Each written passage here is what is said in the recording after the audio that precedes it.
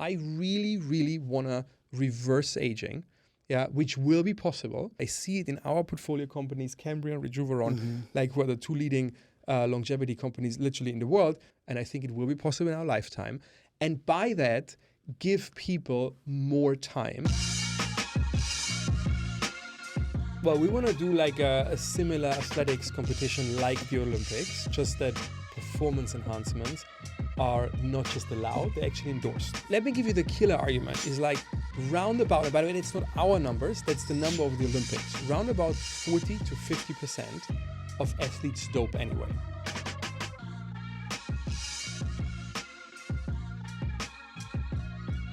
Here we go, people. Episode 21 of Business Untitled. Boom. Boom. Pretty exciting episode. We got Christian Angermayer from Germany originally. Serial entrepreneur. I met Christian right in the heart of the European financial crisis, would have been 2012, when one of his first hustles was going around with a very well-heeled German politician and giving economic advice. Since then, I've partnered with him in psychedelic mushrooms and longevity, in crypto, in a ton of things. I didn't partner with him in his latest venture, which is going to be very excited to talk about, which is drugs and sports. Anyway, Christian, welcome. Thanks for having me. Thanks for coming. Welcome. I think it was 2011. 2011. Yeah. So we both were young and tender. So Mike was I had hair. 61. And we could go into all the crazy stories like the Oktoberfest one, but like we leave it for later. The Oktoberfest story is a good story. We will have to at one point. It's a good one. So wait. I got a question. He always joke on me, but I'm going to say it again. I technically kind of started my first business, the Nintendo business, when I was like 10, right? It was just like, I put my Super Nintendo outside, charge kids. I saw that you started or had an idea for your first business at 14, which was tutoring. Yes. Did you start it or was it an idea? No, I did it. I started tutoring as a tutor myself, but then it was very successful because I was luckily very good at school and I always like to explain things. That's why I like to be in a podcast. I like to talk about things which excite me, and I was actually weirdly very excited about school.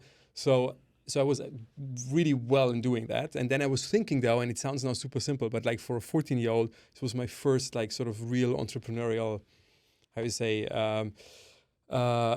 thought was like, okay, how can I leverage that? Because I just can give so many lessons or hours per week. And I was working hard as a 14-year-old. I was given like teaching 10 hours or whatever, 10, 15 hours a week. How big did that business get? Well, so and then I started employing other students because I realized people want to come to me under my brand, because it made a difference. And I was like, okay, how do I scale myself? And then I started employing others, and I had 10 other students then working for me, tutoring. So it was actually I made more money than my parents. Like it was like very like, and I did this till I left school. Shit, oh, you got me beat. Sorry, he's a billionaire and I'm not. So how do you give us the entrepreneurial story? Did you go to college in Germany? I went to university. So in Germany, you have colleges kind of at high school, and college is one. And then, so I went to university. So what actually had happened, so I had this tutoring business. Then I had 1 year where you have normally to go to military service. Back then, they changed it in Germany. And I didn't want to go, so you could also do like a social service. But in the social service, I didn't want to do that either because I thought like it's forced labor. It's like very like bad. You can't force people to do something. Yeah. So I started managing money for the doctor in the hospital. How old were you? Like 18, in return for them giving me sick leave. So that was sort of my side hustle at tutoring and managing money. And then when I started, I think that in a good way ruined me is a negative word, but like that changed me because when I was really like actually set to do something more like academia, like I wanted to study, like become a professor, whatever. But then because I was working and hustling all the time, so when I then started university, I was kind of out of that learning routine. And then, but because I was really good in high school, I was sort of one of the best students in Bavaria, I had this scholarship. So I thought I had to study economics, to become an entrepreneur, which is not the case. But I also had this scholarship for biotech. And then literally my first tutoring session with my 2 biotech professors who were tutoring me, I was like, come on, leave the basics aside. Like, what is really cool? Like, what's on your mind? Like, what are you thinking of? It's gonna be cool in 20 years from now? What's like, and they told me about an idea which didn't even have a name. And I always admit, like, I didn't fully understand it, but I understood the concept, where they want to go. Yeah, but mine was like, okay, if this works, like, you shouldn't do it at university, which is normally, especially back then, we're talking about 1999, the German mindset was like, you do it as a research project, not as a company. And I was talking them into starting a company. And then they looked at me like, you said, like, oh, have you ever done a company? I was like, surely I have. Like, I had this tutoring business, like, I know how it works. Yeah. And then we started this company together. And then it turned out very quickly, like almost already after a year, that they really had made a sort of discovery of a lifetime. Then we went public for $1 billion, 2004. How old are you? Well, that was then 23. And then now it's actually a 30 billion. I haven't looked. Wait, I was sold, this but the like- same the discovery? town? Sorry, Sorry, what was the discovery? So they invented and commercialized what is now called RNAi technology, which is now a whole sector, but Alnylam, which is the company we started together, is sort of the key patent holder. Again, I haven't looked because I sold back then when we IPO'd, which was a wrong decision. But I think that because my two professors actually stayed on and I'm still in touch, they retired some years ago, and it's now like a 30, 35 or whatever it is at the moment, Wow. $1 billion At 23. company. All out Was of this- a tutoring session Is this the in same Bayreuth. town that you was born in, like a town that had like 90 people or something like No, that? it was an population of hour 90? away. Oh, Yeah. okay. I actually was very cozy at home. Like, I didn't want to go away quickly. Like, I have a great relationship to my parents, so I actually went to a university town very nearby, which is a good one, but like a small one, which was also good. Otherwise, I wouldn't have met these guys. Like, it was all very cozy. How much people was in that town? I think 60,000 or 40,000, Oh, something okay. like that. Yeah. Like growing up in a town with 90 people, you literally know everyone. Yeah, no. I mean, this was as a child. Like, yeah, that's why I grew up till I was 9. I was in this is not even a town. It's like a village, like with 90, 100 people. Yeah, maybe 120. Yeah. And then I moved to a town which was like 3,000 people, but I still knew most of the people. It was my childhood was amazing. Like, and I think the reason why I'm always happy, and that's why we also came to psychedelics later, because of all these happiness thoughts, like, is like because of my upbringing. So I love my parents. I had the best childhood ever. Very basic, like very not. When you look at that, right? You've been so entrepreneurial, started so early, had such big successes. Anything in your makeup, environmentally, or something that kind of created that for you? Like, Zero. Like, you it's don't- the you don't know where opposite. it It's came like from. if people meet my parents, you might have interacted at a party. Like, I look a little bit like them, so that's good because otherwise so. people but otherwise people are really like, okay, this is very like, it's so like my whole family. It's not just my parents. There is nobody entrepreneurial in my family. There is nobody entrepreneurial in my village or my town because that doesn't exist where I come from. So, and I was always like that. Always like, an oddball. The oddball. yeah. So also when I was like And 6, curious. I really started selling stuff on the street. Like my parents still tell the story that I practically everything I did as a child, like, when you do handicraft, or how you call it in English, when you do stuff for your parents, I never gave it as a present. I always sold it. I always made like, or when I was playing circus, I always sold the tickets. Like everything I saw already as a child was through the lens of what could be the business out of it. You know, it's crazy that like Mike sold leaves when he was, what, 5? true, yeah, Is I did. knocked on doors, sold leaves. I sold fish, Nintendo. Dave, did you sell anything? Well, I wouldn't Dave say I was born sold. I rich, was. so- No. I was. Built real estate. I Like he was building I castles. was thank curious, God. man. I read a lot. I looked at a lot of things. That's So so I was funny. much more like just into what's the idea. What's the idea? Is how I. do you think, and that's a question, I guess, for everybody, do you think you're like born with that, right? Because 100%. from my town, too, I'm like the only person who made it to wherever I made it to today out of 1,000 people, right? Like, are you born with it? Don't badmouth Humble King. No, I'm talking about from like my Trinidad. little town in Trinidad where Shout everyone out is Humble great. Shout out to Humble King.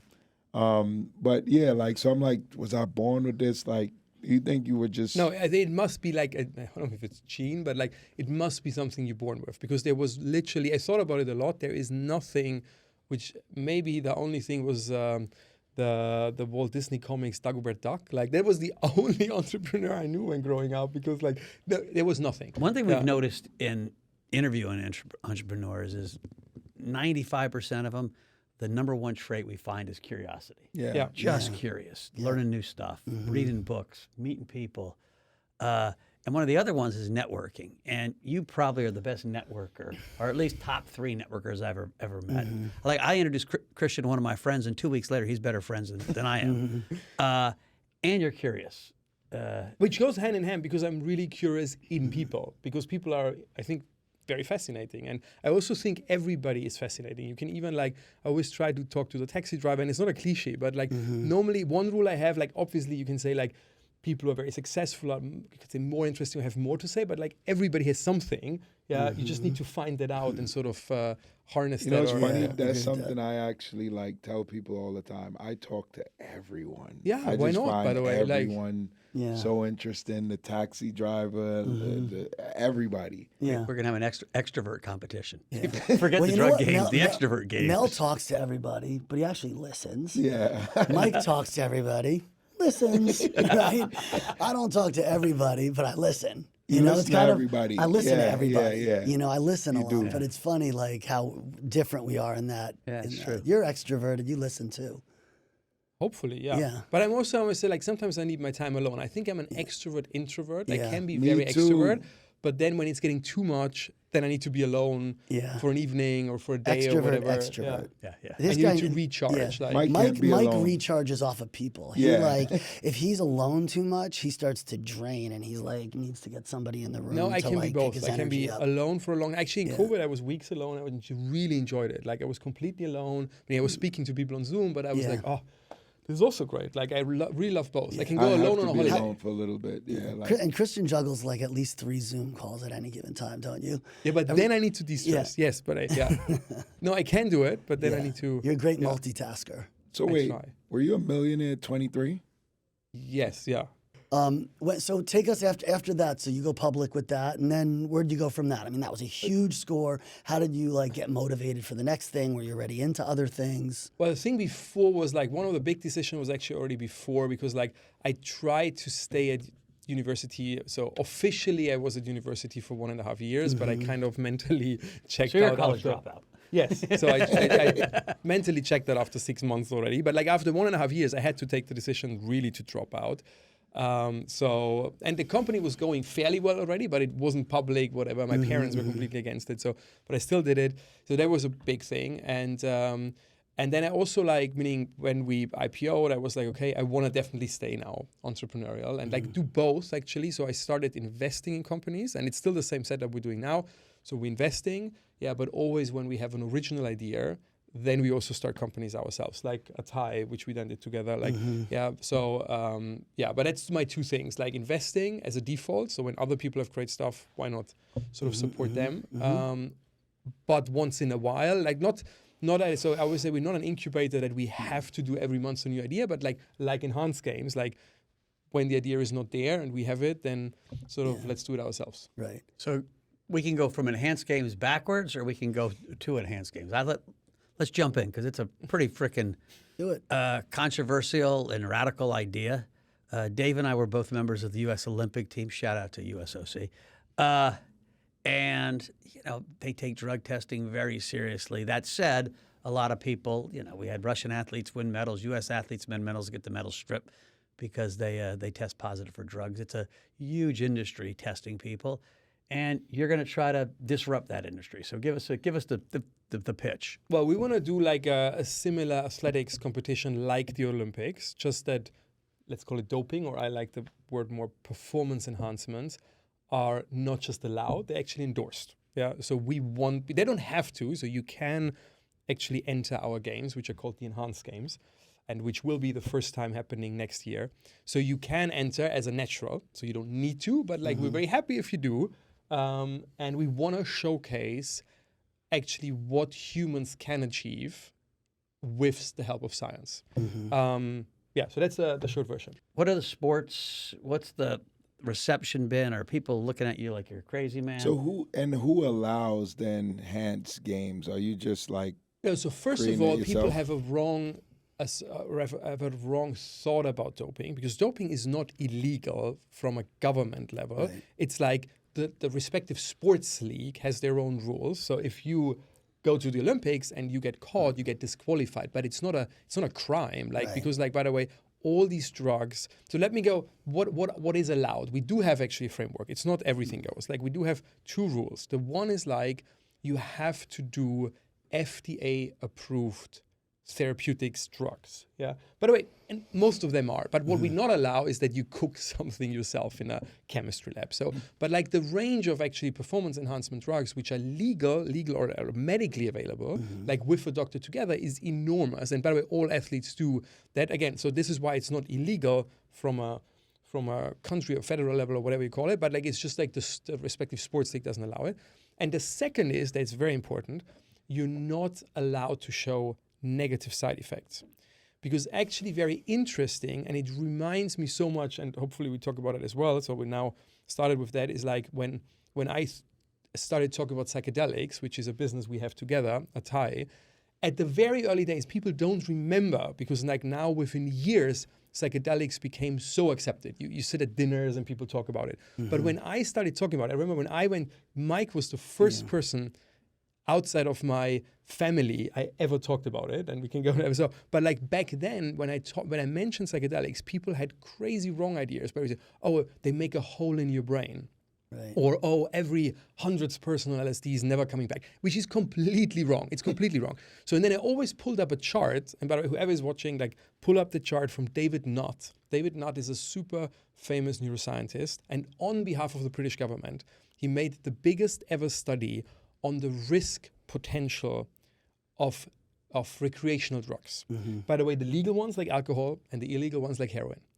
And the crazy outcome is, but it was never disputed, it's scientific, because what he did is, he said first, by the way, what is risk? People throw it into the conversation. Oh, performance enhancement or doping is risky. Oh, psychedelics are risky. What does risk mean? We use the word, we don't even, so he started with defining what risk means. Yeah, can you die? Can you get disabled? Can you get a long-term damage? Can you have an accident? Can you get addicted and all of that? And then he made a risk score. Yeah, and then he sort of really thoroughly researched all legal and illegal drugs with the crazy outcome, and it's one of my other life missions, just that people know. I don't want to be the party pooper, but like alcohol is the #1 most risky drug before heroin, full stop. Yeah, No and way, people really? take it, and think it's fine because it's sold everywhere. It's one of our biggest sort of societal mistakes to and by the way, it's not that I would say, okay, let's make alcohol illegal. The beer drinkers in Munich, where he grew up, are starting. I never they're drank starting to alcohol in my quake. whole life. I don't even try because I think it's so weird. Like, but I want at least people to know how bad it is, because people take it and don't know it, and that's the bad thing. Yeah, but here's the question But- I have for that, right? I don't drink neither. But the question is, like, if you take a heroin addict, give him 90 days of heroin every single day, and you take a alcoholic or just a random guy like Mike and give him alcohol for 90 days, he will be the same. That heroin addict will probably be completely different, strung out. So I don't And want I've to go seen in this because like growing you, up in you the pick, neighborhoods I've so grew up you in. look. I don't want to argue like between no, those no, two I'm because just they're trying to both very understand. bad. Yeah, Like, yeah. but I give you an 100%. example. Like for example, in the sort of right amount scientifically, and I want to be very careful not that people say, because that's what they actually, unfortunately, the media made out of the David Nutt study, where he got really in trouble back then, to the latest, the government advisor. The headline was, famous government advisor says heroin better, or take heroin and not alcohol. Yeah, it's like, both are very shitty drugs, like, but both are, yeah. But like, just as like heroin in a certain amount makes you extremely addicted. So the big problem of heroin, is addiction.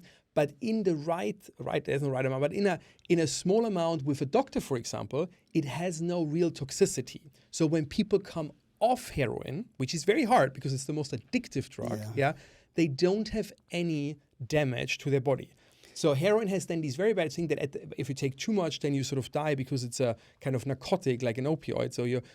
So alcohol, if you take for 90 days a lot, you're gonna have a real damage to your body. This is why I say you need to define, is the risk damage, is the risk addiction, whatever. Both are shitty drugs. But what I wanted to say, but when he went on this, and again, I endorse everybody to Google that chart, David Nutt chart, because it's eye-opening. When you go to the very right of the chart, you find psychedelics who practically have zero risk. Yeah, the only risk is what you see a tiny bit is that you could have an accident when you do it. This is why we want to make it just medically available, and people should do it with a therapist together. Yeah, but then they practically have super low risk. But what is also, coming back to enhanced games, at the almost very right end of the risk chart are anabolic steroids and other enhancement drugs, yeah, if you take them in the right amount. So coming back to our enhanced games, the rules is you just take medically approved drug with a doctor, and you can't take too much of it, because like, yes, if you take 50 times as much, what people do of anabolic steroid, yes, you're gonna have an enlarged heart. By the way, if you take 50 vodka shots, you're dead. So, how do you police that? Everybody, we police it because we put athletes first. And by the way, that's the reason why actually we got these sort of really positive reception. Most, at least athletics organizations, treat their athletes very shitty. Yeah, it's not comparable to how we treat soccer players, NFL players, NBAs. They get a lot of money, yeah, and they treat it like heroes, which they are, by the way. Yeah, the average Olympian makes $30,000 a year. It's a disgrace, yeah. So they don't really have good stuff. And if they, by the way, do performance enhancement, they do it like in the dark. So what we're saying is like, first of all, by bringing it out, sort of, and making it allowed, like, you can all talk about it. You can take real doctors. You don't need to order it online, whatever. Second, we're going to test everybody, not for the drugs because we know what they're taking, yeah, but we're going to make a complete health check before every single game, so that if somebody really abuses it in a way that they would display side effects, they would be disqualified. So we're really making a limit where we say, look, you need to do it responsibly for you, but otherwise you get kicked out of the games. Yeah, I think it's interesting. I think it's hard to police, right, like what you're saying. But what I think is interesting about it is, and when I first heard the idea, I was a little bit skeptical, right? Because the biases are, no, we want clean humans, right? But when you really look at what's going on in the world of enhancements, be it pieces of hardware in your body, drugs, just diet. Like there's just so many things that technology's bringing. So I kind of changed my opinion. I'm not sure where I stand on it, you know, because I understand everything you're saying. I just think it's interesting that you're really like coming out in the open with a lot of things people are doing anyway, in effect, and many of which are very beneficial for, you know, for people, and trying to merge those two fields in a sense. Let me give you the killer argument. Is like, roundabout, and by the way, it's not our numbers, that's the number of the Olympics. Roundabout 40 to 50% of athletes dope anyway. Right. So what they all trying is like, either they risking it, because by the way, the Olympics don't spend, if they're really serious, they make so much money, which goes somewhere, but not to the athletes, they would just test everybody. So there must be a reason. Think about it. Why you're not testing everybody? It's not so complicated. They test everybody. It's just they use a random assortment because it's expensive, and so they test you any given time on no notice. Exactly. Spend more. So some people dare to like sort of risk it. But then there is another game. Is like you stop like 2 months before, 3 months before, but you still have the benefits, whatever. So I think that's all bullshit. Like what we're saying is, hey,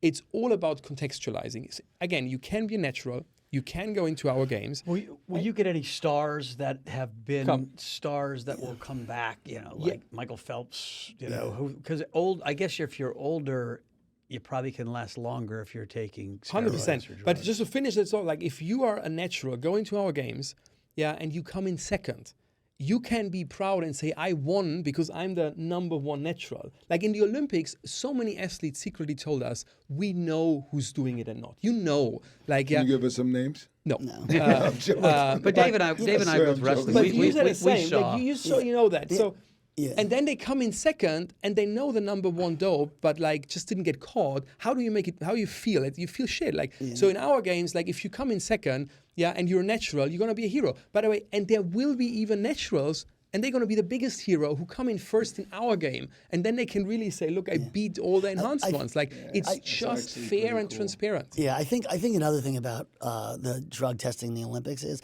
a lot of it's political. I mean, they got marijuana in there. Like marijuana is not a performance enhancing drug. They're just putting in there because it's political and it's illegal. So I think like even the concept of like revolutionizing, okay, what are we talking about here, right? Because there's a whole bunch of supplements and things like that, and people get violated a lot of times. Sudafed Yeah, used to for screw crazy people. stuff, and they just get banned for a year because they took Sudafed too close to the. Literally, this happens. There's you a lot know? of stuff is, by the way, Yeah. banned in the Olympics, which is actually sold at GNZ. Like it's not, it's all medical stuff. Like Jordan Oliver got banned. He got taken out for a year because he had a prescription for Adderall. It was like at a certain period of time when he was allowed to be taking it. Needed it for his ADHD, and boom, they random tested him. He wasn't even, and he got banned for a year. One of the weirdest things was they stopped Usain Bolt. I don't know if you guys know this, but they stopped Usain Bolt and that whole Jamaican team when they were doing so well from eating something called cassava, which is like a root of a plant that we eat. And they said natural food. They just said because I think it does. It increases testosterone. Oh, it does. I think that's a But supplement how you could, can you, in a good way. That's just a natural. No, exactly, but like Yeah. it's Like a completely fruit. arbitrary. Remember blah, that blah, blah. when we went in 2012, the heavyweight champion of the world was Uzbeki, and he was giant. He looked like He-Man, and he won the Olympic gold 3 times. And then they realized he cheated in all 3 Olympics, so they took all 3 of his golds. How did they realize that? They did drug Because they tests. do the DNA testing gets better, or whatever. You know, they The drug keep your testing gets samples better. and the Yeah. drug testing gets So they better. go back and because they he go back tested sometimes guilty. 10 They went back and tested Wow. his old samples, and they were both. Yeah.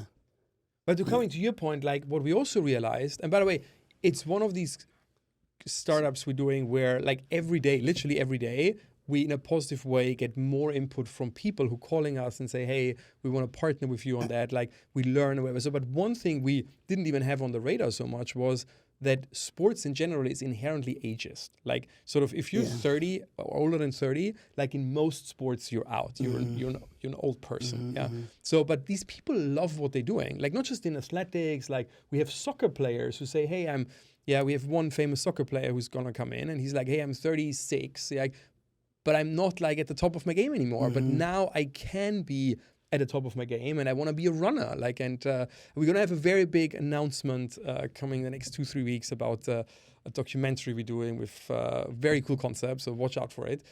So and we want to give very different people the chance to so that we show their sort of story and their journey to our games, and it's gonna be contemporary athletes, so athletes who are literally right now competing. It's going to be sort of retired ones who are coming back. It's going to be athletes from other sports who are going to go in. It's going to be famous YouTuber who want to show that they can do it. Like it's going to be a lot very of famous different people. A lot of famous people. But famous, but like Or- just different well, people who have a passion for sports. You talked about athletes in the Olympics don't get fair treatment, or in other sports. How are you ensuring that the athletes are getting like a piece of this, right? We're gonna one of the contexts or criticisms of UFC, right, for instance, is that very small percentage of that goes to the athletes. I believe that's still true versus other leagues. So Like 12%. So what's your theory or kind we of want to give mechanism a for good that? percentage. We just actually defining the economics. We want to give a good percentage to the athletes based on their performance. So the one is like, for example, there's this swimmer Magnussen, like who was a former a gold or multiple medal winner, and he's coming back. And we actually were talking. He was on the TV show, and we didn't even know about it. And he was like, "Oh, if they give me enough prize money, so we're gonna put in, I think, 1 or 1.5 million on this thing. So it's gonna be prize money, but it's also gonna be we're gonna help them monetizing it more. So there's a whole tech idea behind it. Like, how can you actually do more fan engagement? Like, because these people are now even more interesting, because if you're a fan of a certain athlete, you might want to know, and it's like, hey, I want to be like that guy. What are you taking? Can I sort of, so we're going to help them monetize it more, but like we're going to also distribute more of the money we're making via prize money, via, in general, competition money. Mike, what do you think about tokenizing that thing and putting it on the blockchain? Like yesterday. How do you Everything's sway society, like the normal person like me who's just like, I'm not even taking this guy serious, he's cheating? I have not met anybody who says that. I've actually met from my 13-year-old godson to like my 60-year-old whatever investor friend who said, okay, I want to watch it because it's going to be cool, and I want to see. Everybody's like me, actually, when they're really honest, like they want to see what humans can do. It's not about cheating. It's Correction, I do want to watch it. Exactly. But Like I am you going want to be like, okay, you this want guy to is see funny. what can the human body, by the way, because I also think Is one of the fears or the risks? I mentioned to someone, they're like, "Oh my God, this is like the ancient, gladiators. AI. We're gonna throw the gladiators in there, and they're gonna just kill each other, and we're gonna watch." And that thought process is the perception of young kids who say, I'm going to need to take these drugs just to compete is going to be such a powerful idea that you're going to have 14-year-olds and 17-year-olds and 20-year-olds all. Now, some of it's happening anyway, but that you're going to be endorsing it. And that I think that will be the biggest pushback. But we're endorsing it again responsibly. And by the way, and I know it's a very heated topic in the US, but like and I think it's a great thing over the last 50 years. First it was the queer movement, then the trans movement, have given autonomy back to the person.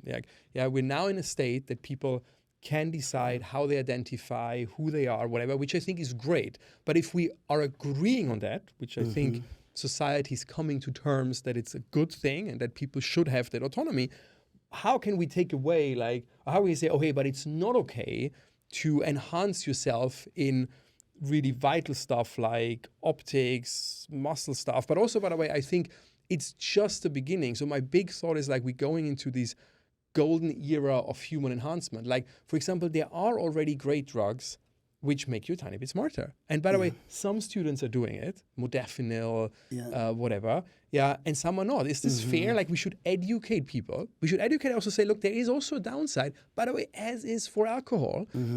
But alcohol has literally zero. Okay, it's a social smoother. Okay, that is a little bit of an upside. But I'd rather take a little bit of modafinil in the morning. I can work better, focus more. If I were a student, sing better when I'm drinking. Okay, but then it's good because then you know. What would you do with a drunken sailor? What would you do with a drunken sailor? What would you do? Question for you. Yeah, go on. What I would say, we should give people the autonomy about. You can't say my body, my choice on the one side, or on the trans movement, and then say, but nothing else. Give people then the full autonomy of their body. Okay. So you've partnered with Peter Thiel and Balaji on this. For you guys don't know, Balaji is a guru and a bit of a god figure in the crypto community.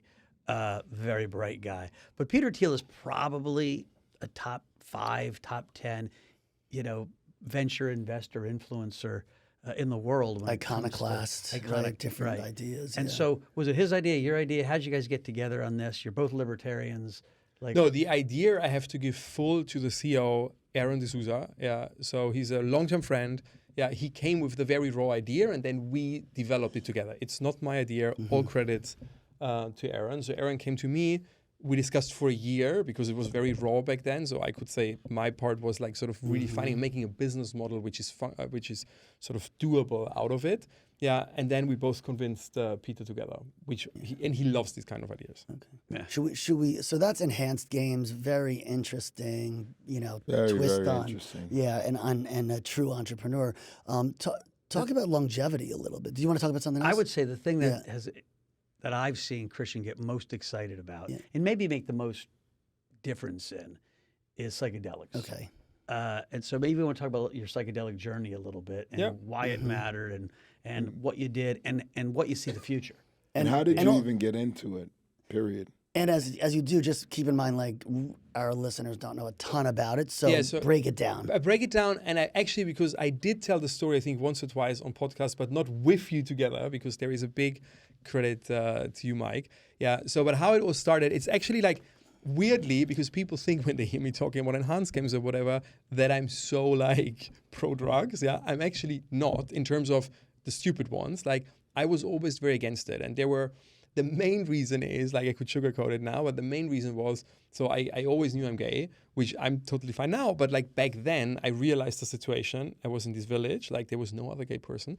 It's only 60 people. But that was, then also in the town later, and I was if I come out now, my life will be ruined. And there is nobody I could sleep with. So there was no upside, literally just downside. So I decided for back then just to put it aside, not to deny it. I was look, I was fine with it actually, but I was just I was always very rational as well, no upside, just downside. But then I was super worried that when I drink alcohol, I'm going to spill it. So this was the main reason why I couldn't. Because you get drunk, and then I was okay, and then I'm going to tell everybody I'm gay, and then I'm going to be ruined. So this is why I decided when I was 14 to never touch alcohol in my whole life. And then you need a story around it. And then I was looking into alcohol. I was hey, it's really shit. So I told everybody the story. I'm not doing it because it's so bad, which is true. Yeah, but the real reason was another one. So this is, by the way, I deeply You didn't believe be that. the gay guy that spilled the alcohol. Yes. So by the way, this is one of my really like favorite life stories, because like I think in every being gay is not bad, but like in every adversity, yeah, if you handle it right, is the seed for something super big. Because based on that decision, and then also, for example, because you need as a child, you need a story. Like, so my story was I don't drink alcohol, but also like I needed something else because I needed to tell people, why don't I have a girlfriend? Yeah. So because it was actually kind of popular. Yeah. So I was like, it was people wondering, like, so I was like, because I'm so busy learning. So, and that's why I actually learned a fair amount, because and that made me really good. Like I was one of the best students. That made me the business, the tutoring business, but that also made me the scholarship, which then made me meet the professors.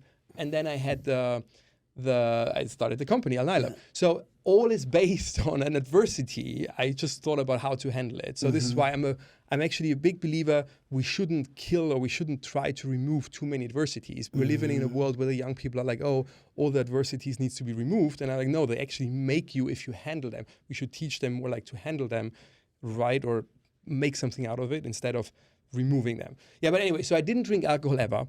And then I didn't take any other drugs. And then when I was 18, I was like, I'm going to go on like that. Like sort of, so I literally, till I was like, when was this, like 34, yeah, I had not tried anything, no alcohol, no marijuana, except of coffee. And I was already very worried about that. And then I had a long story, but also, again, I believe in like these, I'm also very spiritual. I believe in these things happening at the right moment. So I had a dinner in 2013 at a birthday where the birthday boy said, hey, I'm seating you next to a very famous neuroscientist because he can loosen you up and you can drink a glass of wine with me. And I hate that, because like it's the social pressure for one of the most worst things you can do to people. So I sat next to this guy and I was like, look, I don't want to drink alcohol, but like, tell me about drugs. Like if you're a neuroscientist. And he actually pulled out that chart, which I just mentioned from David Nutt. And I was like, oh, I'm an investor, so it's all about risk return. Let's go through all the drugs. I want to know, why do people take heroin? Why do people take whatever, crystal meth? Why do they all do all this shit, like, which I never understood? Maybe there is something which is worth doing it. I can tell you all the bad stuff is so bad and no real upside, so don't do it. So that was my takeaway again. But at the very end of the dinner, he was like, but the only thing you really, really have to do and should do is psychedelics. And by the way, again, now people would say, oh, very normal. But back then, this was actually perceived worse than heroin. I was like, look, you're completely insane. This is a Schedule 1. I don't know if people know, like Schedule 1 drug means it's literally by the government rated as worse than heroin, because heroin is a Schedule 2 drug. Yeah, I was like, it's kind of crazy. And I told him it's going to make a hole in my head and I'm never going to come back. And he was giving me this passionate speech that he did his PhD still with legendary Albert Hofmann, who invented LSD. And he was one of the last scientists, by the way, back then it was a career killer, now it's a career booster, who worked with psychedelics, which never ended. So science never ended. You could do research. It was just highly sort of disregarded. And I was like, you're crazy. And he was like, but it makes you happy. And I was like, but I am happy. I'm always happy. I said that before. I credit that to my parents. That's the one thing I'm literally lucky and happy about, is being always happy. So I was like, there's no upside for me. But he kept pushing it. He's still telling the story. He just wanted a little bit of money for like sort of his science project as a donation. So he started sending me all that stuff from the 50s and 60s, when some of these psychedelics were medical solutions for things like depression, anxiety, addiction. And when I read them, because I do biotech, I was like, wow, that's legit. Like these things have no real risk, like, and they have a property which is now needed more than ever, curing depression, anxiety, addiction, any form of mental health issue. So, but I still didn't want to do it because like, I don't need it. Yeah. And then a year later, I was with my best friends, whom you know as well, Julian and Landon, big shout out, in the Caribbean, and they're like kind of hippie, and they were like, oh, we're doing mushrooms. You want to try? And Landon is very, told me also a lot about it and scientifically, and something told me, and I can't tell you why, but I really believe in that. Like something was there which told me inside of me, like, okay, try it out. So it was a very big jump from no alcohol, whatever, to doing psychedelics. And I did mushrooms, and it was hands down the single most meaningful, positive, amazing thing I've ever did in my whole life. Yeah. And then I came out of the trip and I was like, okay, holy shit, if this is doing this to me as a very happy, very healthy person, I can totally see how it can help people who need it. So, but then for 2.5 years, I was thinking, and now you come and say, I was thinking, but I have never told this story in that detail because I think it's crazy. Like, I was thinking about how to do it, but really, like everybody I talked to in my small little, like, I actually talked to politicians in Germany, and they said, "Are you fucking insane?" like every doctor, every investor said, like every business partner, you cannot do that. Like, it's gonna end your career. It's like a Schedule 1 drug. Like, enjoy it yourself, but don't talk about it, and don't never dare to touch it like as a business. Till end of 2016, I did I do it twice a year, very like therapeutically, and I did a mushroom trip. And the main message, and we can go later into it, how they work, what you feel, whatever. But the main sort of message I received on that trip was, Christian, like, you're thinking about it, and it's the right thing to bring it back. So go out from now on. I'm still doing it. We're doing it now in the podcast. I'm doing it in every single meeting because sort of the mission I got from, I believe in the spiritual side of it, so from the divine part of it, was to literally talk to every single person I meet about psychedelics. And the message was also like, just amazing things going to happen to you. Don't worry, like, it's not going to be the end of your career. It's going to be a huge boost for everything you're doing, and you're going to do the right thing. So, and I came out of it, and one of the things for psychedelics, again, we can talk about how they work, is like, you really believe that. You come out and you have a mission. And then I flew to New York from that trip. And then literally the first person in 2017, my very first meeting was Mike. So, and I remember in your old office, I go in, and before I enter, I was like, shit, like, I have this new mission now. I need to talk about psychedelics with Mike. Luckily, it was Mike, so he made it easy. Yeah. So I was sitting in your office, and you said, like always, like, hey, what's up? What's new? What's cool? I was like, psychedelics. We need to talk about psychedelics. And I gave you the talk. Yeah. He gave me the talk. And then he said, listen, if you really want, you can come down with me and a bunch of my friends in April to this island. And I was like, are they all gay? And he's like, yeah, they're all gay. And I was thinking to myself, me, 5 gay, good-looking gay guys. Good-looking gay guys. Doing psychedelics. I'm gonna pass. Next morning, you called me. The next morning, my sister had met a guy named George Goldsmith in my sister's paralyzed in Bali, and he was pitching this idea of psychedelics to cure depression and different types of depression, and she, for whatever reason, because I hadn't talked about psychedelics literally since college, said, my brother Mike would like you. And so he was in New York. He came to see me literally 24 hours after Christian, and he gave me this whole coincidence. pitch. It's so crazy. And I was like, I tell you what, I'll invest as long as my friend Christian invests. Christian he's more excited about this.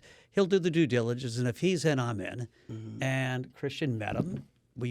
Christian, and Peter Thiel put in, I don't know, $1.5 million, £1 million each. And Compass Pathways, the first commercial psychedelic business, was formed. Mm-hmm. At one point, it's still a NASDAQ company. At one point, it was worth billions. It's coming back.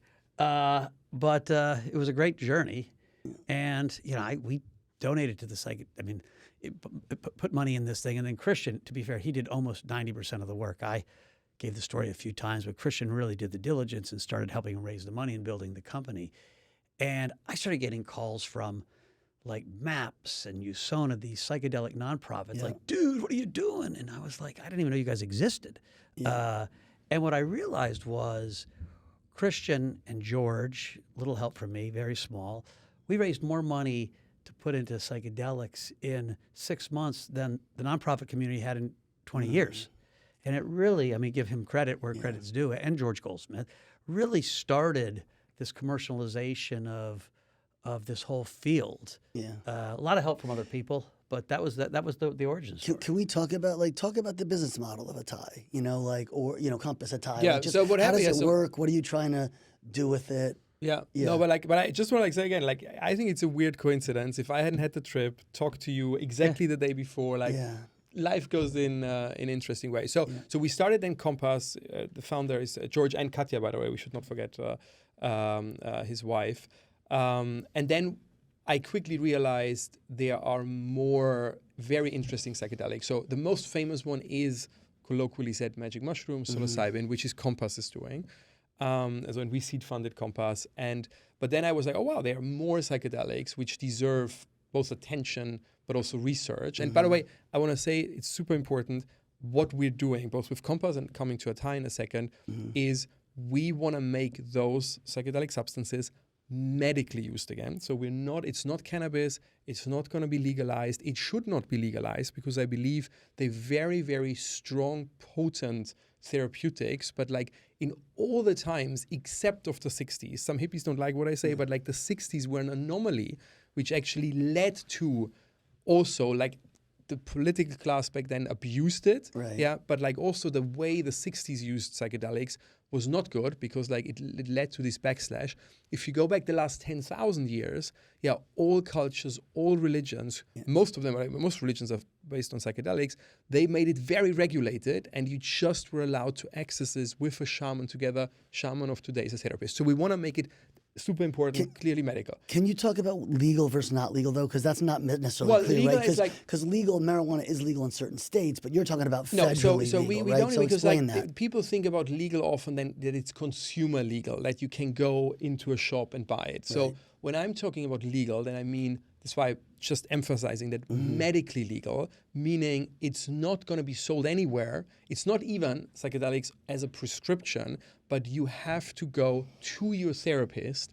By the way, also do therapy because psychedelics is not a standalone thing. Like we believe it has to be coupled with therapy together. But then as part of the therapy, you're going to do like a trip, so to say, with your therapist, but while you're with the therapist, which is, by the way, a class of drugs we know, like, for example, chemotherapy, like you go there and do it while you're in the hospital. So there is actually, there's a blueprint for that, for drugs. So Compass is doing psilocybin, and then I was like, I want to do also all the other psychedelics, and this is when we started then together Atai. So we took our Compass stake and put it into Atai. So Atai practically is still the largest shareholder of Compass now.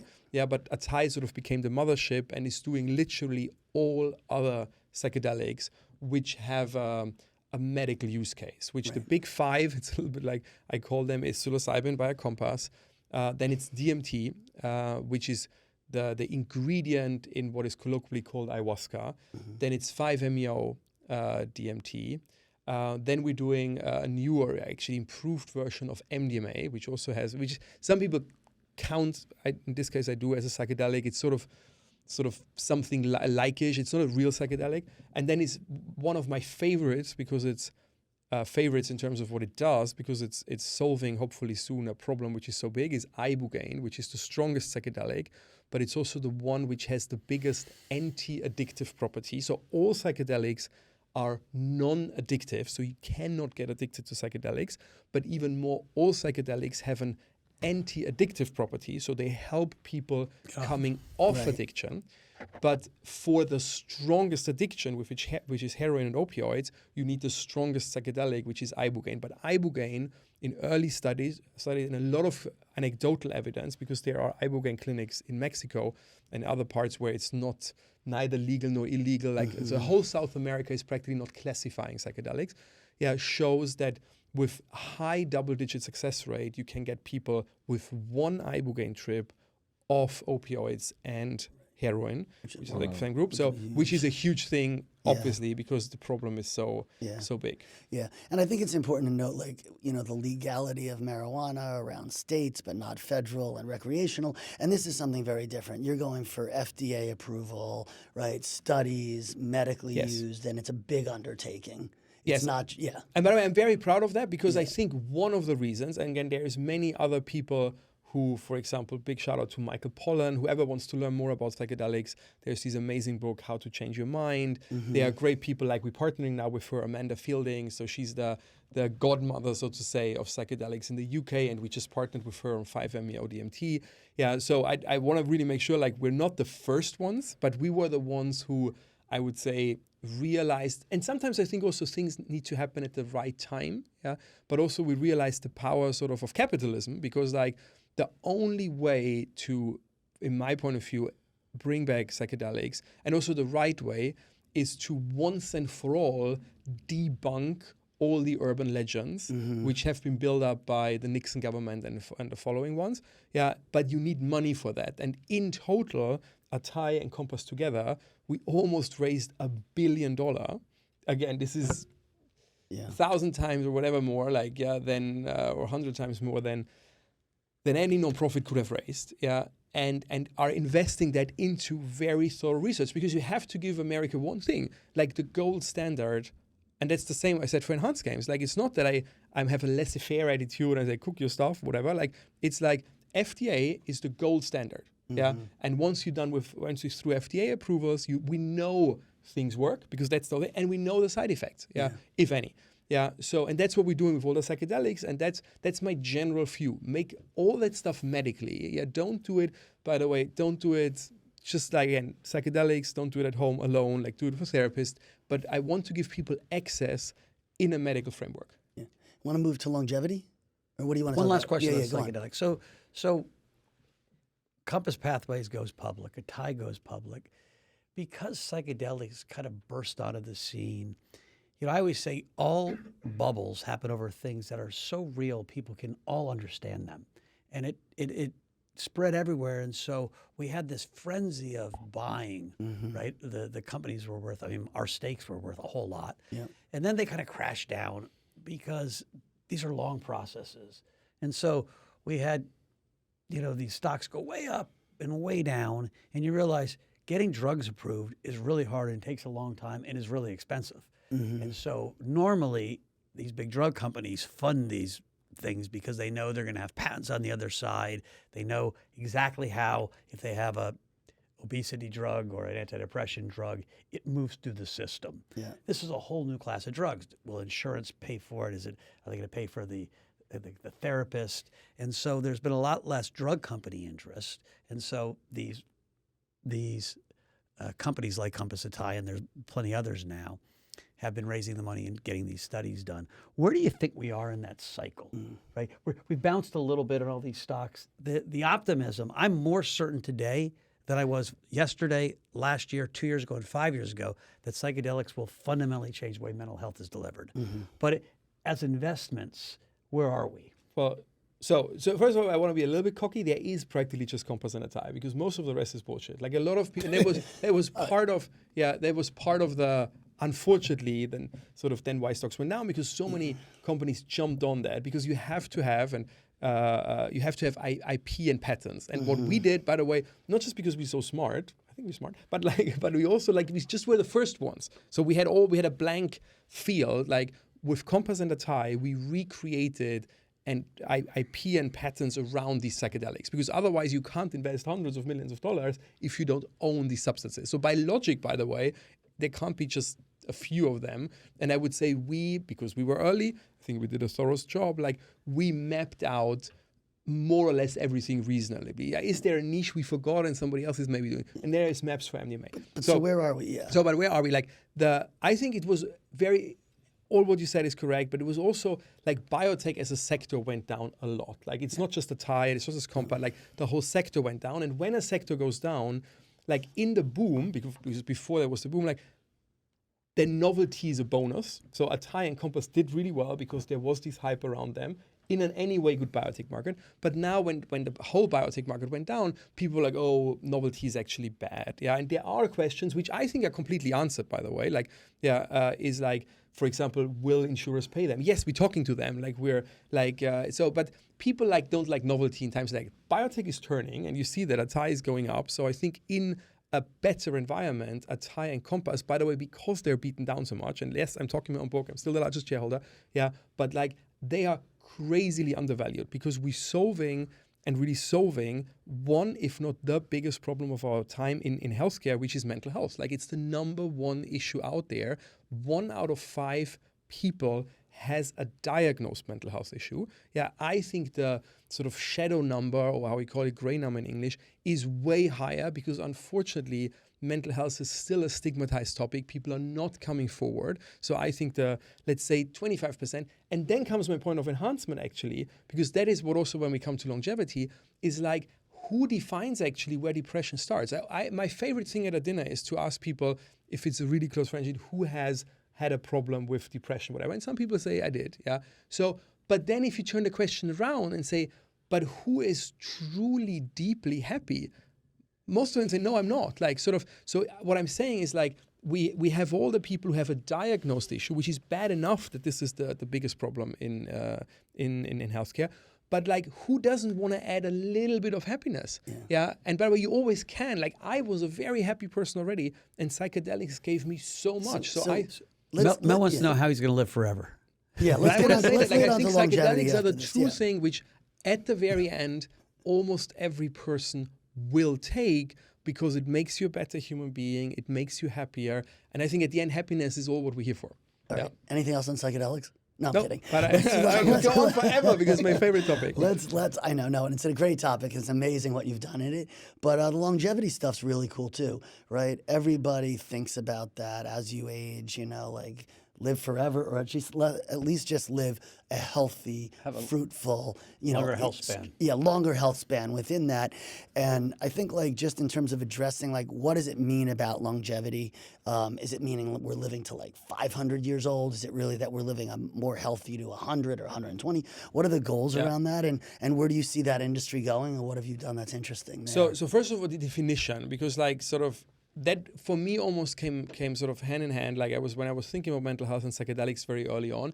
And by the way, I also always admit like most of the stuff we're doing is actually things which personally excite me because I'm curious and which have an effect on me, like in a good way. Like I want to know, like I told before and I say it here, like I'm going through this enhanced thing myself. Like I'm trying out all these performance enhancements for sport. Christian looks about 4 times stronger than he did last And time. wait for the next 2 months. You could probably take Mike right now. I think you could take Mike. So let's see it in 2 months from now and see me in summer got like that my belly. You're trying it on yourself Yes. right now. For So how I'm going long? through the program of an Olympic athlete who would enhance themselves since 6 weeks now. But You it's going feel to the be difference? yes, it's amazing, unbelievable, and it's just 6 weeks. I'm like, and you stack it up, so you practically build your stack. And Have like, you studied anybody that did it for a year? no, so by the way, far? there are because the luck is like because of enhanced games, we work with the best performance enhancement doctors in the world who are there, by the way, because like 50% of these guys, and by the way, in boxing, it's 80%, like, yeah, in the NFL, whatever, like these people all have the best sports doctors and they're not just fixing their knees. Yeah. So these are just, weirdly, most of them are endocrinologists. Like it's like so this is one of them. By the way, for example, anabolic steroids are around since the 50s, and they have really healthy properties. Like again, all the stories. It reminds me so much of psychedelics. Of like, oh, your balls get small, and all of that is a mixture of urban legends. Well, Or we if kinda people know a take little bit 50 factually times. that's true, but we won't talk about that. I haven't noticed it. Luckily, I'm watching like no, all people take 50 times as much. Yeah, but these are medical drugs which are used to actually to enhance people, like, or to treat real illnesses. So Are we on longevity though? But they also actually they are good parts of like testosterone replacement therapy. Yeah, is one of the most proven things for longevity. But what I want to say, so longevity. What is longevity for me? For me, aging is a disease. I always like since I'm 20, I was like I don't want to age. Something is wrong. Yeah, and we need to find out what. Yeah, and I'm super proud that. Because so when I was in my early career, like people thought there were just a very few people. Like big shout out to David Sinclair, who's on it since a long time. But a lot of us in biotech thought and were looking for that there is a magic switch, which sort of we just need to find and switch off, and then we wouldn't age. So that is wrong. And there is a guy who studies online, Professor Manuel Serrano, who in the early 2010s, and now he's actually a colleague. So I started a company with him. He wrote a big paper where he said for the very first time, what is actually aging? Yeah, and the same with risks, by the way. It's always good to start with, let's define it. And he came up and said, aging is not a single disease. That's why we all got it wrong before. But aging is actually a convolute, is several issues. He called it back then the 9 hallmarks of aging. And then he added some later on. Now it's 12, some say 14, so-called hallmarks of aging, which are suddenly very provable, tangible diseases. Yeah, and they together form what their outcome, what we call aging. You get gray hair, da. So, but that was really groundbreaking because like suddenly people were like me, like we were in biotech, oh, wait a moment, these 12 hallmarks of aging, they are treatable. These are understandable problems, not a lofty aging name. So, and that was actually when real, because I want to say because like some people use longevity for a spa, and I do an ice bath, whatever, super healthy. Yeah, but that's not going to make you live to some 100 years. So I really, really want to reverse aging, which will be possible. And I think it will be possible in our lifetime. And by that, give people more time. And we don't see a reason. It's going to be a process. It's not going to be wake up and we say, hey, we're going to live now till 200, but we're going to push life expectancy gradually. And I believe if we don't die the next 10 to 20 years, because that's the time where I see, and by the way, see means it's not that I'm hoping that. I see it in our portfolio companies, Cambrian, Rejuveron, like who are the two leading longevity companies literally in the world, like what we're doing. But it's early stage. It's not like psychedelics where we could fast track it because we were based on the success of the 60s. So with longevity, it's really novel drug development, which unfortunately takes very long. So, but I think if you don't die, my message is always, if you don't die the next 20 years, it's the most stupid time to die. Yeah, because then we're going to gradually, it's also not that we're going to jump to 200, but we're going to gradually add more time. And somewhere in the next 20 years, we're going to have this magic year where we lose one calendar year, but we win more than 1 year of added on life expectancy by science. Yeah. And then it can go on forever. And I believe, or in our lifetime, we're going to go on, we're going to have the opportunity to live that long that we want to die. I think as long as we stay human, which is another discussion, because like if we start like adding things to our bodies, our brains especially, then I think we might change how we view very essential things. But in our, I think, current form or in our current thinking, somewhere you want to die. Yeah. But I want that people can live that long that they decide when it's enough. Yeah. If somebody's listening and they're interested in that space, like how do you play longevity? How do you get involved with it? And how would you both? What do you do for yourself and how do you invest? Yeah. So and to add to that, one of the 12 things or 14, how do you get rid of gray hair quick? Is there like a solution? Color it. Shave your head. So no, like that actually is one of the interesting things. We haven't fully figured it out. Like actually a little bit of human growth hormone for some people is actually bringing the hair color also back. So that's one of the side effects. But so I would say, first of all, like, again, there is nothing you can do now to live till 200, but there is many things which you can do right now to be still alive when the real stuff is coming. That's sort of so there's practically the biotech longevity we are doing, and then there is the consumer longevity right now. So but I could tell you now about supplements, whatever. The big five are actually hard and easy at the same time. Number one is sleep. If you don't sleep properly, it's the only thing we know which is literally rejuvenating us, and most people treat it like shit.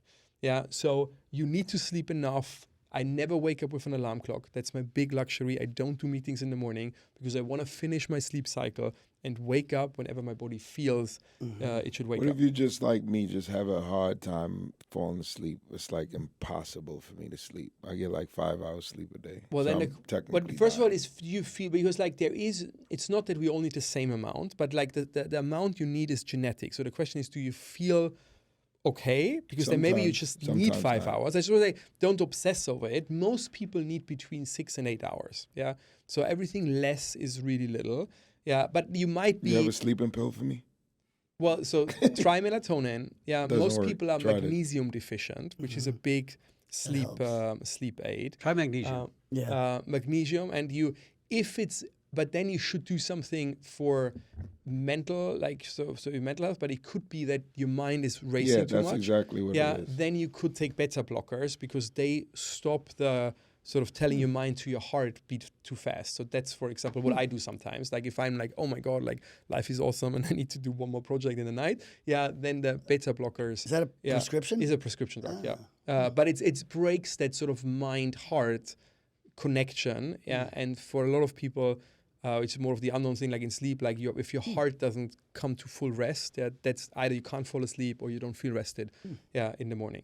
So, but sleep is number one. Sleep is one. So, and by the way, read, because we don't have time, there's this great book from Matthew Walker, Why We Sleep. It's the best book to read about that. Okay. Second one, we had it, but I want to say it again, is happiness. Yeah. So people underestimate happiness and social connections, because they truly make us happy. So you have to have friends, you have to have family, you have to cherish it. And it sounds super cheesy, but it's equally important as sleep. And it's maybe sleep and happiness and social connections are the two real longevity solutions we have. The third one is a proper good diet. I'm not like, oh, don't do anything completely, not like, but I like do a Mediterranean diet. That seems to be the best one, like low in, you're on a Mediterranean diet low in all the red time, meat. right? I try to eat no red meat. If I eat it once a month, I'm fine. So, but I'm not obsessing over it. But like I eat more fish and white meat than red meat. I eat a lot of vegetables. I don't eat sugar. All of that. The fourth one is exercise. 3-4 times a week. You need both, by the way, muscle exercise and cardio, especially HIIT training, so get your heart rate up. And then the fifth one is, I already said it, and again, no drugs, the bad ones. So, and especially no alcohol and no tobacco. But alcohol is the worst. I can't take people serious, by the way, who take alcohol and then they're asking me for all How the do you supplements. take this guy serious? No, at least not for the supplements. What'd you do with the drunken sailor? What'd you do with the drunken sailor? If you take one thing away in these podcasts, stop drinking alcohol. I'm going to cut you off because I got to say something crazy. So we've been going an hour and 5 minutes. Christian has talked about 3 of his companies that he's been integral in forming. He partly runs. He's got teams that run them. That's 3 of 10? Or 10 core ones. We have 150 portfolio companies in the funds, but like I'm not involved in all of them. I think I'm really involved in 10 companies very closely as chairman, founder. The one we 10. should talk about 5 minutes because it's the last one. It all goes in terms of these enhancement, because where I'm super proud, and I love Elon Musk, but he takes a little bit away the credit, is like we have the #1 brain computer interface company in the world. Very factually, because like we have people with chips in their brains since more than 7 years. He's just starting to put it in people. We have 40 or 45 people who have a chip in their brain. And by the way, Not how that would do. I am a robot. well, so at the moment, because I think that's part of the future of living very long and forever. At the moment, and by the way, then we all gonna be agreed that it's great. We're using it for heavy disabled people. Either people who are quadriplegic and can't move at all, or people who have ALS in the end phase. And ALS is the one where you get frozen in your body. Let's start with ALS. We have an ALS patient so ALS, you lose your muscle functionality till at the very end, you can't even blink anymore. That's normally when ALS people are allowed to kill themselves, because your normal mind, so you're not disabled in your brain, your normal mind, completely frozen in a body, and these people are 40 years old, so they would lie there with a completely sane mind, but cannot communicate at all. You can't even blink. So we gave one patient who was about to lose the blinking ability, and that's normally when you would kill yourself. And he had, in this case, extremely moral problems because of his religion to kill himself. We gave him a chip, and he's thinking, and the computer is speaking for him. That's amazing. So this is telepathy, by the way. Yeah. So, and we are also working on a hearing implant, which will send sort of sound information directly to your brain. If we couple that, and we may be 5 years away from that, not 20, then we can send thoughts from one brain directly to the other.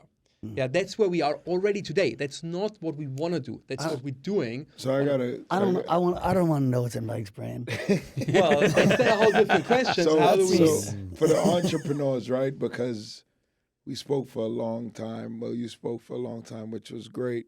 But it sounds like your entire life from 14 was like this. Millionaire, billionaire.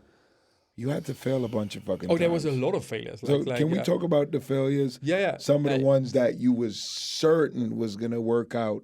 And have you failed more time than you succeeded?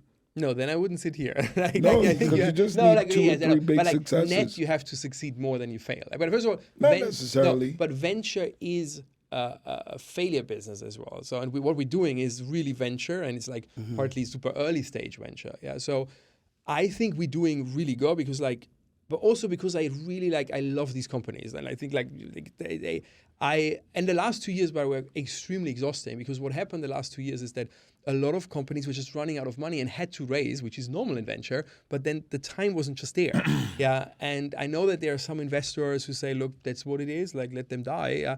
I can't. I'm really the worst which is happening to me is when one of our portfolio companies, even small ones where I'm not a lot involved, when they die, and I believe that they had something which is worth doing, it really makes me physically sick. So the last 2 years, and you know that like I threw myself into that. I was trying to save CPR. Company exactly. CPR. But I think they deserve it because they're all doing great stuff. And I think, knock on wood, and I also think we're getting out of sort of that sort of winter in venture tech and biotech.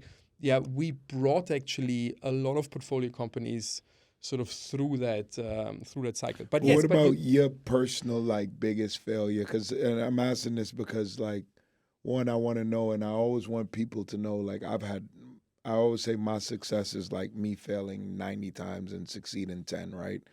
I think you said you succeeded 90 times, failed 10. No, I don't know the quote. I think like if I think about it, and I don't want to sugarcoat it because every time it's like the same when a relationship breaks up, you feel like it's pain. But like if I look back, and I always know I say that easy when I'm in a good mood, and then but I try to remember myself when these bad things happening. But like when I look back, the biggest failures, I can give you one, actually maybe my biggest example, like they turned out to be the seed for something better. I deeply believe that. That's my religious or my spiritual view on life.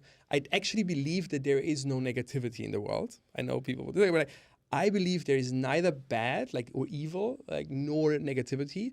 I just think it's all about how we handle it, and like you have to look for the good stuff even in the very bad one. Like I could have said, oh, it's shit, I'm gay, like da da da, and like could have broken over that, or could have said, oh, I need to tell it to everybody, and then people would have hated me because back then they did. The drink. Yeah, all right. So no, but like things could have gone really wrong, like how you handle it. And my biggest failure, because I want to say it really in a good way because I really love them. Like I had a partnership with four when we met. Still, like I sort of, because I always wanted brothers and sisters. I'm an only child, so when I got successful with Alnylam, I met in parallel. So Alnylam did myself, but like I met over the time. I met four other guys. And sort of I felt that we should be a team, like sort of, and we had this holding together, and we owned it equally. And at the beginning, I think we really were working great together. But I had in my head, and I was telling that story to myself and to the world, it's like, we're partners forever. Like I always said, it's like an early Goldman Sachs, like you're like partners forever, you do that together. And then over time, I would say neutrally, I don't want to say that, oh, I perform better, because that's not even a point. The point was like we developed in a different path. And then what Any of them was really terrible that you realized a couple years later or whatever? Say again? Was any of the partners really bad? No, they're great guys. We're still friends. But like none of them is a guy named Frank. No. we develop in different. They got children. Like I was this like guy relentless. Like it just was. We were developing in different pathways. But I tried to make it work. So for like 3-4 years, it was really not a good thing. And like also like the performance of our investments was actually this, like we talk about like 2008 to 2012 was really suffering because we weren't not really fit. But I was avoiding to admit that to myself that this doesn't work anymore. It's like a divorce. So I was pushing it, and then it someone exploded. Luckily, in a good way. It was not a good but it was still sort of early enough that we got the turn, because I was telling Sidney, I was like, I don't want to, I don't know, suing each other or whatever. Like we were friends for like a long time. Let's make that decent. Let's make it like a good divorce. But it felt for me for 2 years, by the way. It was a real big bummer. We had to split up assets, and it was in the worst time. It was in a Euro crisis, whatever. So it was really like business-wise, 2012, it was my worst time. And I felt like defeated because I also had this story I told people, like, we're going to stay together. And like people said, oh, this is a complete failure, which it kind of wasn't, because we just made a split. But then 3 to 5 years later, I was like, okay, it was the right thing, the best thing, which actually happened to me, to be on my own and to build like this business I'm building now, my holding on my own. In each of these podcasts where we've had a guest, we got a little special performance. Dave has been literally given an ounce of gold to every single person for their ounce of gold. And Mel and I finally felt guilty. We're like, dude, he's going to run out of money. And because gold is about $2,000 an ounce, it's on its way to $3,000 an ounce. We got a call from JM Bullion, our first sponsor. 21 episodes. Business Untitled's got a sponsor. Shout out. And now JM Bullion, the largest direct-to-consumer gold sales company. They are a subsidiary of a Fortune 500 company. A-Mark Precious Metals, they're providing us with gold. And they said if we do a good job, one of these days we're going to have our faces on the gold. Right now we got a gold buffalo. And I'll tell Christian, every podcast at the end, we ask our guests, you've said some amazing things about networking, about psychedelics, about longevity, about your enhanced games, but we always ask for you to leave us with your final words of wisdom, which we call our ounce of gold. For our listeners, we give you an awesome ounce of gold as part of that. That's J.M. Bullion right there, first sponsor. That you can keep. And just tell us, kind of final parting words of wisdom to our listeners. Entrepreneurs. Well, what I said, I do think you always have to look for the opportunity in adversity. And I think nothing can be that bad that you can't find the silver lining in it. My spiritual belief is there might be things, like obviously if your parents pass away, whatever, where's the silver lining there? But I think we're gonna see that lesson learned when we exit this life and go in the next one. Then you're gonna have the bigger view, and then you're like, oh, then you will have the same what I have on a small level now about the breakup with my partners back then. You're gonna have about very bad, what we call bad things. I think we're gonna realize once we exit this life and like we have a bigger view, we're like, oh, this is what I was supposed to learn, and I did learn it. But in the moment, it felt really shit. But I deeply believe everything which is happening to us, practically and spiritually, is good for us because at the very end, I also believe in God. Like, God is just, like, good. Guys. Beautiful. Let's give Christian a big shout out. Thank you, Infectious Christian. energy. You can tell why he has 10 companies. He doesn't stop. He's curious. He loves life. He loves people. Let's also give one more shout out to our sponsor, J.M. Bullion. We're going to put their website on our podcast somehow because I think it's pretty cool that they called up and they wanted to sponsor us. It's amazing. We talk That was gold, so dope. and they love gold. And Christian, I don't think anybody told you this podcast was created. Let me give you a little backstory. It was created by two rich guys, one Jewish, one white, one upcoming black guy. And the goal behind this is for every rich guest to write the black guy $1 million check. So For which endeavor? here is your chance to write me and I'll just take 1 million. If you want to give 2, that's fine. But the goal is to get me to $100 million. We're on our way. I'm going to give you 1 Bitcoin because it's going to be worth $1 million very soon. There you go. I'm waiting on that Bitcoin. All right, Christian. All right, guys. Christian Angermayer, thank you. Yeah, really, thank you for coming. Thank you for having me.